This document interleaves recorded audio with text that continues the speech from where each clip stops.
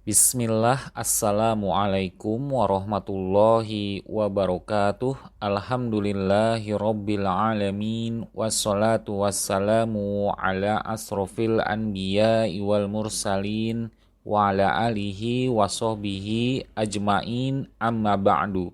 Ahlan wa sahlan, kita berjumpa kembali dalam program belajar bahasa Arab yang menghususkan kepada pembahasan ilmu nahwu dasar beserta kaedah-kaedahnya. Dan untuk pembelajarannya akan dipandu dengan menggunakan kitab Mutamimah Jurumiyah, salah satu kitab referensi untuk mempelajari nahwu tingkat dasar secara ringkas dan menjadi landasan untuk pemula sebelum mempelajari tingkatan ilmu nahwu yang lebih tinggi. Bagi teman-teman yang ingin memiliki kitabnya, teman-teman dapat memesannya melalui via WA atau bisa juga dengan mengklik link di deskripsi video di bawah untuk terhubung langsung ke WA admin.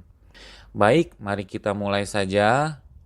Materi video pembelajaran pada episode yang ke-9 ini yaitu melanjutkan pengenalan tanda-tanda i'rab rofa, khususnya untuk huruf wawu yang menjadi pengganti tanda dhammah untuk i'rab rofa. Niyabatul wawi anid dhammati. Huruf wawu sebagai pengganti harokat dhammah dalam tanda i'rab rofa. Wa ammal wawu fatakunu alamatan lirraf'i fi maudi'aini. Adapun huruf wawu sebagai tanda bagi i'rab rofa ada pada dua tempat. Fi jam'il muzakkaris salim, tempat yang pertama yaitu pada isim jamak muzakkar salim. Wa ma humila alaih, dan mulhaq yaitu sesuatu yang dianggap ataupun disamakan sebagai jamak muzakkar salim. Nahwu contohnya seperti wa yauma izin yafrohul mu'minuna, dan pada hari itu bergembiralah orang-orang yang beriman. Quran Surat Ar-Rum ayat 4.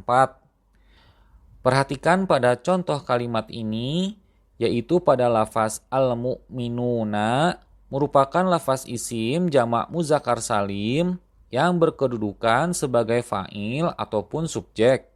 Lafaznya tersebut dibaca secara rofa dengan tanda berupa huruf wawu yang disukunkan pada akhiran lafaznya.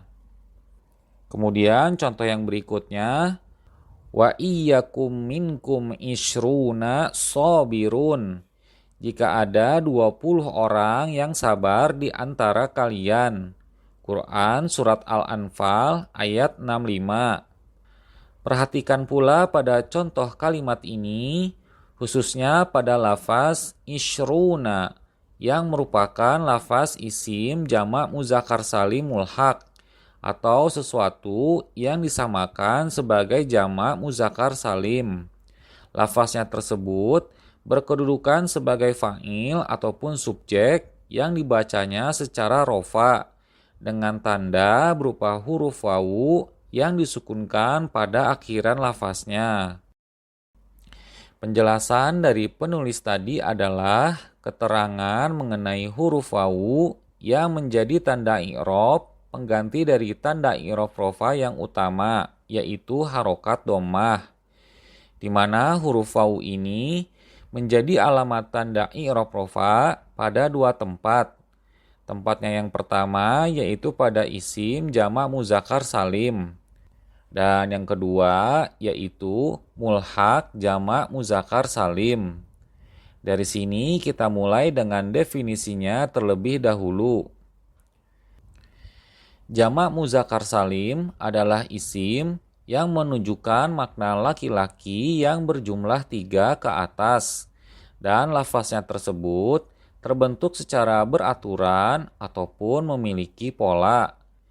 Disebut beraturan karena lafaznya tersebut memiliki ciri-ciri yang bisa dikenali dan dijadikan acuan bahwa lafaz tersebut merupakan lafaz dari isim jamak muzakkar salim.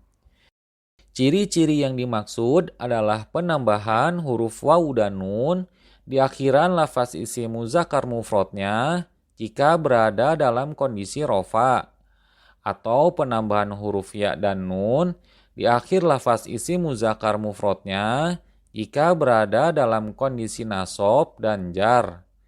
Dan dikarenakan pembahasan kali ini difokuskan mengenai kondisi i'rab rofa, maka pembahasan kondisi i'rab nasab dan jarnya insya Allah akan kita pelajari di pertemuan yang akan datang. Kemudian sebelum kita mempelajari pembentukannya dari isim mufrad menjadi isim jamak muzakkar salim, kita pelajari terlebih dahulu kaedah persyaratan pembentukan lafaznya.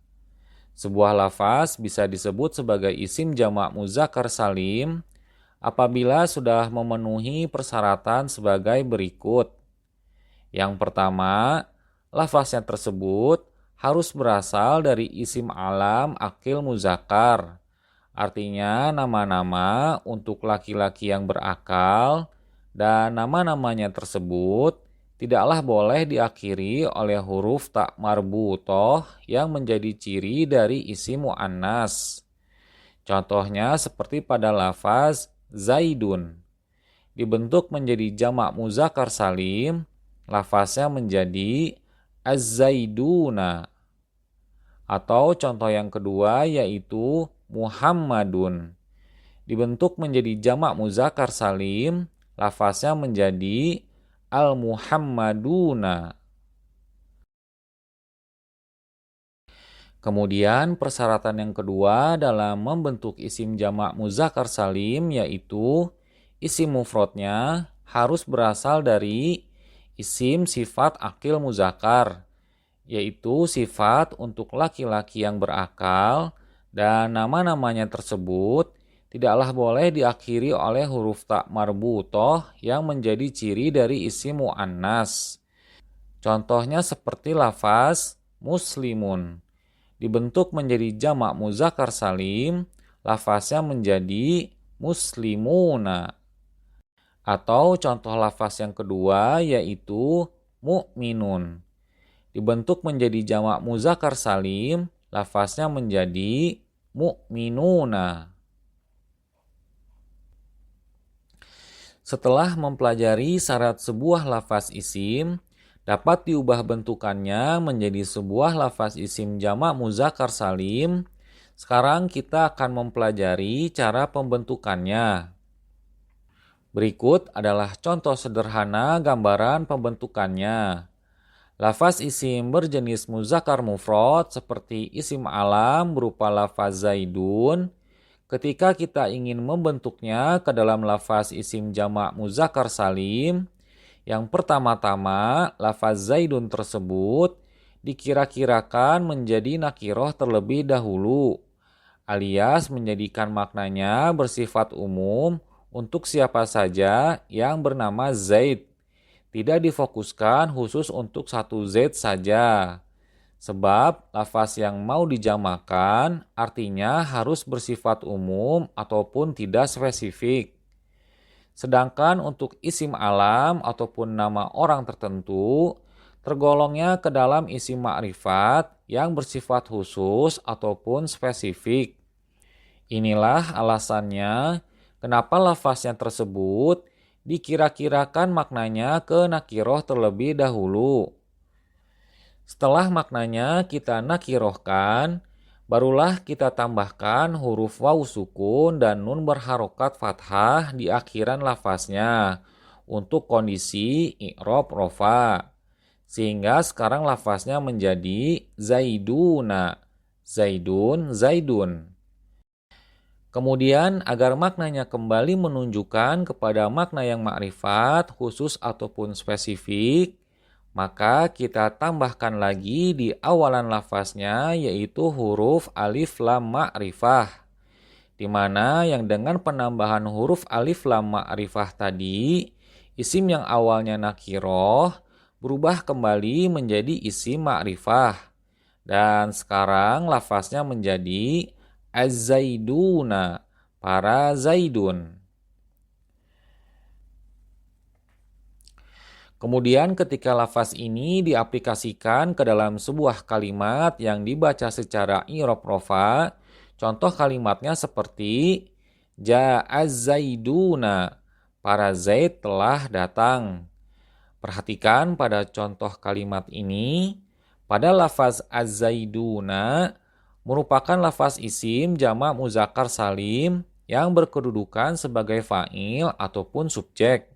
Lafaz yang tersebut dibaca secara rofa dengan tanda berupa huruf wawu yang disukunkan pada akhiran lafaznya, bersamaan dengan huruf nun berharokat fathah. Cara pembentukan tadi berlaku untuk isim alam akil muzakkar. Sedangkan untuk isim sifat akil muzakkar, pembentukannya lebih mudah. Pembentukannya bisa langsung tanpa harus dikira-kirakan. Karena makna lafaz yang akan dibentuk menjadi isim jamak muzakkar salim sudah dalam bentuk nakiroh. Contohnya seperti lafaz isim sifat mufrad berjenis muzakkar yaitu muslimun.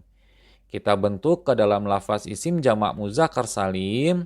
Pada lafaz muslimun, kita langsung tambahkan akhiran lafaznya dengan huruf wawu sukun dan nun berfathah. Maka bentukannya sekarang menjadi muslimuna, muslim.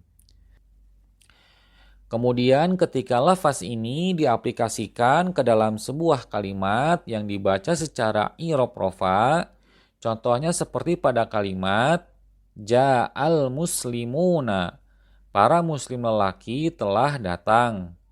Perhatikan pada contoh kalimat ini, pada lafaz al-muslimuna merupakan lafaz isim jamak muzakkar salim yang berkedudukan sebagai fa'il ataupun subjek.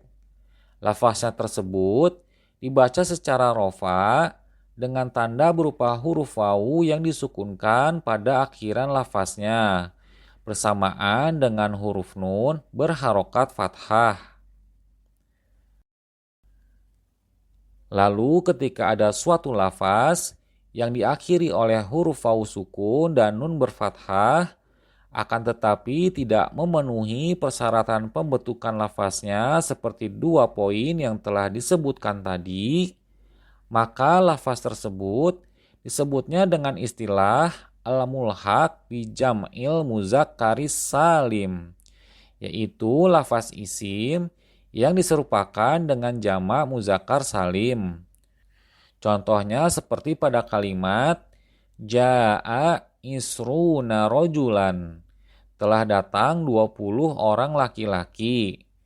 Perhatikan pada contoh kalimat ini, pada lafaz isruna merupakan lafaz mulhaq isim jamak muzakkar salim yang berkedudukan sebagai fa'il ataupun subjek.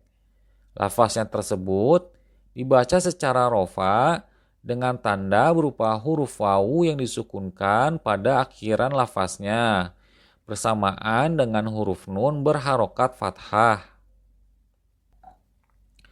Wa fil asma'i sittati, tempat kedua untuk huruf wawu sebagai tanda i'rab rofa adalah pada isim yang 6. Wahia seperti pada lafaz abuka, ayahmu, wa akhuka, dan saudaramu, wahamuka, dan ipar laki-lakimu, wafuka, dan mulutmu, wahanuka, dan farjimu, wazumalin, dan pemilik harta. Nahu, contoh kalimatnya seperti qala abuhum, berkata ayah mereka. Quran Surat Yusuf ayat 94. Perhatikan pada contoh kalimat ini, pada lafaz abuhum merupakan lafaz asmaul sittah atau isim yang 6.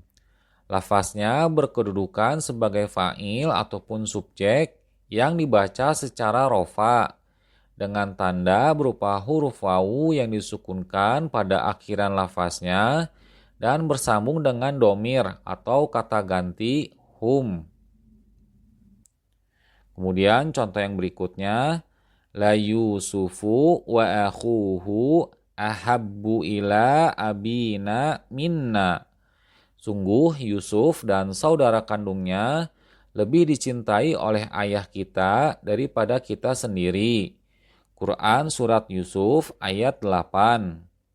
Perhatikan juga pada contoh kalimat ini, pada lafaz akhuhu merupakan lafaz asmaul sittah ataupun isim yang 6, di mana lafaz akhuhu merupakan maktuf dari lafaz Yusufu yang dibaca secara rofa. Oleh karena itu, lafaz akhuhu ikut dibaca secara rofa dengan tanda berupa huruf wawu yang disukunkan pada akhiran lafaznya. Kemudian contoh yang berikutnya, waja'a hamuka, telah datang iparmu, wahadha fuka, dan ini mulutmu, wahanuka, dan ini farjimu. Kemudian kita perhatikan juga pada contoh kalimat ini, pada lafaz hamuka merupakan lafaz asmaul sittah atau isim yang 6. Lafaznya berkedudukan sebagai khobar yang dibaca secara rofa dengan tanda berupa huruf wawu yang disukunkan pada akhiran lafaznya dan bersambung dengan dhamir dzohir muttasil ka, kata ganti yang bermakna anta ataupun kamu. Lalu pada contoh kalimat yang selanjutnya, pada lafaz fuka dan hanuka juga merupakan bagian dari lafaz asmaul sittah ataupun isim yang 6. Lafaznya berkedudukan sebagai khobar yang dibaca secara rofa dengan tanda berupa huruf wawu yang disukunkan pada akhiran lafaznya dan bersambung dengan dhamir dzohir muttasil ka, kata ganti yang bermakna anta ataupun kamu. Kemudian contoh yang terakhir, wa innahu ladzu ilmin, dan sesungguhnya dia mempunyai pengetahuan. Quran Surat Yusuf ayat 68. Kemudian kita perhatikan juga pada contoh kalimat yang terakhir ini, pada lafaz lazu merupakan lafaz asmaul sittah ataupun isim yang 6 yang dibaca secara rofa dengan tanda berupa huruf wawu yang disukunkan pada akhiran lafaznya. Materi kali ini penulis melanjutkan pembahasan huruf wawu yang menjadi pengganti dari tanda i'rab rofa domah selain pada jamak muzakkar salim, yaitu tanda huruf wawu berada juga pada tempat asmaul sittah ataupun isim yang 6. Lalu apakah itu asmaul sittah? Definisi dari asmaul sittah itu sendiri adalah 6 lafaz isim yang memiliki kekhususan tersendiri dari lafaz isim lainnya ketika diirobkan, di mana jika keenam isim tersebut berdiri sendiri dalam artian tidak diidofahkan ataupun disandarkan dengan kata yang lain, maka kondisinya dirofakan dengan harokat domah, dinasobkan dengan harokat fathah, dan dijarkan dengan harokat kasroh. Seperti contoh i'rab rofa yang ada di layar. Abun, akhun, famun, hamun, zu, dan hanun. Namun jika asmaul sittah ini diidofahkan ataupun disandarkan kepada isim zohir ataupun dengan domir, maka kondisi i'rabnya ditandai dengan 3 huruf ilat, alif, wawu, ataupun ya, berdasarkan kedudukan lafaznya. Jika rofa dengan tanda huruf wawu seperti lafaz abu, jika nasob dengan tanda huruf alif seperti lafaz aba, dan jika jar dengan tanda huruf ya seperti pada lafaz abi. Di mana jika kita perhatikan pada setiap tanda i'rabnya yang berbeda, dapat mempengaruhi harokat pada huruf yang sebelumnya. Misal jika tanda i'rabnya huruf wawu, maka harokat huruf sebelumnya yaitu harokat dhammah. Lalu jika tanda i'rabnya huruf alif, maka harokat huruf sebelumnya berharokat fathah. Dan jika tanda i'rabnya huruf ya, maka harokat huruf sebelumnya berharokat kasroh. Jadi, setiap tanda i'rab menyesuaikan dengan harokat huruf sebelumnya. Lalu kali ini kita akan membahas kondisi i'rab asmaul sittah dengan tanda i'rab rofa dengan huruf wawu. Pertama, kita akan membahas asmaul sittah dengan lafaz zu yang maknanya adalah yang memiliki. Lafaz asmaul sittah ini tidak bisa berdiri sendiri alias keberadaannya selalu dimudhofkan atau disandarkan dengan kata isim lain. Dan dimudhofkannya haruslah dengan isim jamid, yaitu isim yang bentukan dasar lafaznya tidak dibentuk dari bentukan kata lain. Dan bukan pula bentukan lafaznya tersebut berasal dari suatu pola yang di dalamnya terdapat suatu sifat. Sehingga lafaz zu ini haruslah dimudhofkan dengan isim zat yang menunjukkan kepada sesuatu yang berwujud fisik ataupun konkret. Atau bisa juga lafaz zu ini dimudhofkan dengan isim makna berupa masdar yang menunjukkan kepada konsep ataupun sesuatu yang abstrak. Dan berikut adalah contoh lafaz zu dengan tanda i'rab rofa yaitu huruf wawu. Muhammadun dzu ilmin.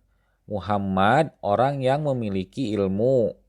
Pada contoh kalimat ini, lafaz dzu berkedudukan sebagai khobar dalam kondisi marfu ataupun rofa yang ditandainya dengan huruf wawu.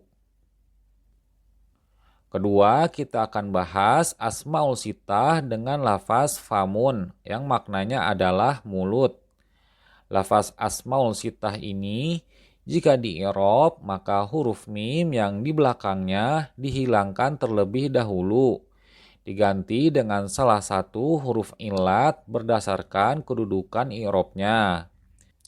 Dan berhubung yang dibahas pertama kali ini adalah tanda i'rab rofa dengan huruf wawu, maka berikut adalah contoh kalimatnya.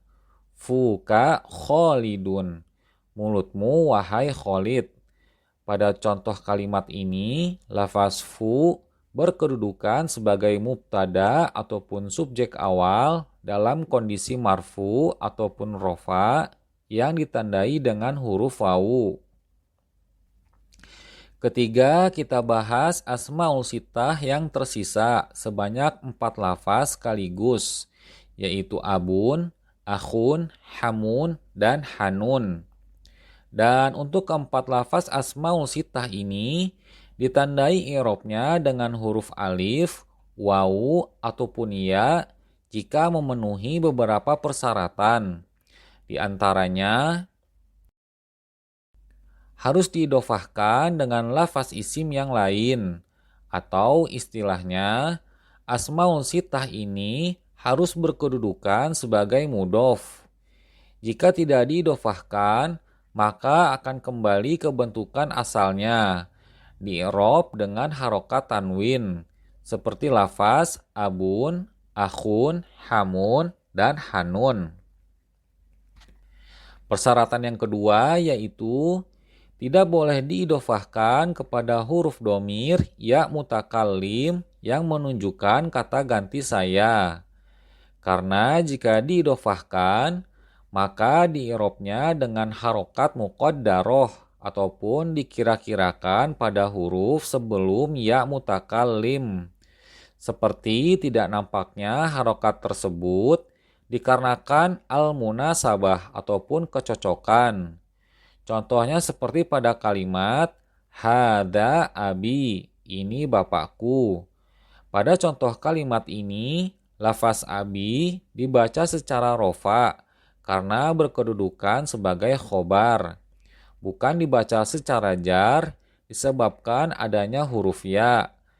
Tanda i'rab rofa'nya berupa harokat dhammah muqaddaroh yang berada di huruf ba.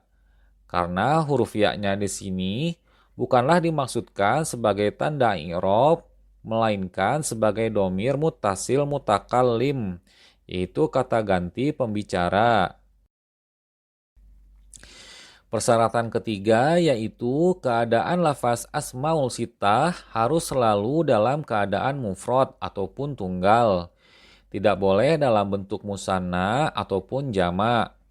Jika dalam bentuk musanna ataupun jama', maka tanda i'rab rofa'nya bukan lagi dengan huruf wawu, melainkan disesuaikan dengan i'rab musanna ataupun jama'. Contohnya seperti pada kalimat Ja'a abawa Zaidin. Kedua bapaknya Zaid telah datang. Dalam contoh kondisi musanna ini, i'rabnya ditandai dengan harokat dan huruf alif. Kemudian pada contoh yang lain, haula'i abaul hunudi. Mereka itu bapak-bapaknya Hindun. Dalam contoh kondisi jama' taksir ini, i'rabnya ditandai dengan harokat. Kemudian persyaratan yang terakhir dari lafaz asmaul sittah ini adalah tidaklah boleh ditasgir atau istilahnya mengecilkan, seperti perubahan bentuk isim kepada bentuk lain dengan pola wazan fu'ailun dan fu'ailun. Tujuan dari tasgir ini yaitu untuk menjelaskan bahwa lafaz yang dirubah itu menjadi kecil. Kemudian apabila asmaul sittah ini ditasgir, maka tanda i'rab rofa'nya bukan lagi dengan huruf wawu, melainkan dengan harokat. Contohnya seperti pada kalimat Ja'a Ubayyu Zaidin. Telah datang bapak kecil Zaid. Dalam contoh kondisi lafaz yang ditasgir ini, i'rabnya ditandai dengan harokat dhammah. Dan berikut adalah contoh kalimat dari 4 huruf asmaul sittah yang tersisa jika dalam keadaan rofa dengan tanda huruf wawu. Jalasa abuka, bapakmu telah datang. Hadoro akhu Khalidin, saudara Khalid telah hadir. Ja'a hamuka, iparmu telah datang. Pada ketiga contoh kalimat ini, lafaz asmaul sittah seperti abu, akhu, dan hamu, ketiganya berkedudukan sebagai fa'il ataupun subjek, yang dibaca secara marfu ataupun rofa dengan tanda berupa huruf wawu di akhiran lafaznya. Kemudian contoh yang terakhir, hadza hanuka, ini kemaluanmu. Pada contoh kalimat ini, lafaz asmaul sittah hanu berkedudukan sebagai khobar yang dibaca secara marfu ataupun rofa dengan tanda berupa huruf wawu di akhiran lafaznya yang bersambung dengan dhamir muttasil mukhotob ka bermakna anta ataupun kamu. Dan jika dalam pembahasan kitab pembelajaran bahasa Arab yang lain, isim asmaul sittah ini sering juga disebut dengan istilah asmaul khomsah, isim yang 5, di mana lafaz isim hanu tidak disertakan ke dalamnya. Hanya disebutkan 5 lafaz isim saja, abun, akhun, famun, hamun, dan zu, tanpa disertakan lafaz hanu yang memang jika dilihat dari segi maknanya memiliki makna yang sensitif. Itulah tadi pembahasan terakhir dari huruf wawu sebagai pengganti tanda dhammah dalam tanda i'rab rofa yang terletak pada 2 tempat, yaitu pada isim jamak muzakkar salim dan isim asmaul sittah. Demikianlah materi pembelajaran dari kitab Mutamimah Jurumiyah pembahasan episode 9 ini. Kami mohon maaf jika dalam penyampaian video ini terjadi kekeliruan ataupun hal-hal yang tidak berkenan. Dan jika ada materi pembahasan yang terlewati, teman-teman bisa melihat video sebelumnya yang ada di daftar playlist video pembelajaran Mutamimah Jurumiyah pada channel ini. Saya mohon pamit undur diri. Subhanakallahumma wa bihamdika asyhadu alla ilaha illa anta astaghfiruka wa atubu ilaik. Assalamualaikum warahmatullahi wabarakatuh.